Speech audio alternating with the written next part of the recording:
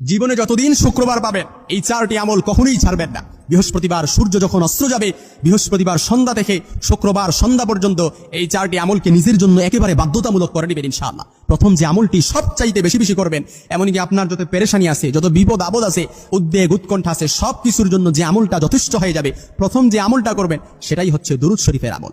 দুরুদ শরীফ পারি না এমন কেউ নাই। সবচাইতে ছোট্ট দুরুদ সাল্লাল্লাহু আলাইহি ওয়াসাল্লাম, এই দুরুদটাও আমরা পারি।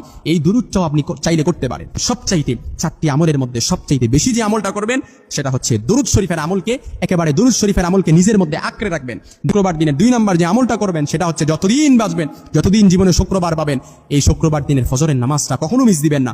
ফজরের নামাজটা জামাতে পড়বেন ইনশাআল্লাহ। 3 নম্বর যে আমলটা করবেন সেটা হচ্ছে শুক্রবার দিন সূরাতুল কাহাফ পড়বেন। ইয়াকুনু লাহু নূর, যে ব্যক্তি শুক্রবার দিনে সূরাতুল কাহাফ পড়ে, এই সূরাটা কাল কিয়ামতের ময়দানে ইয়াকুনু লাহু, তার জন্য নূর হয়, ইয়াকুনু লাহু নূর, তার জন্য নূর হবে। এই নূরের আলো দিয়ে ওই ব্যক্তি কিয়ামতের ময়দানে ফুলসিরাতের পুর অনায়াসে পার হয়ে যাবে। সুবহানাল্লাহ বিহামদি। এমনই কি যে ব্যক্তি শুক্রবার দিনে সূরাতুল কাহাফ পড়ে, ওই ব্যক্তিকে আল্লাহ তাআলা দাজ্জালের ফিতনা থেকে তাকে হেফাজত করবে। এজন্য যতদিন শুক্রবার পাবেন ততদিন এই আমলটা সূরাতুল কাহাফ তেলাওয়াত করবেন। 4 নাম্বার যে আমলটা করবেন সেটা হচ্ছে মসজিদে আগে আগে যাবেন। এটা রাসূল সাল্লাল্লাহু আলাইহি ওয়াসাল্লামের অন্যতম সুন্নাহ।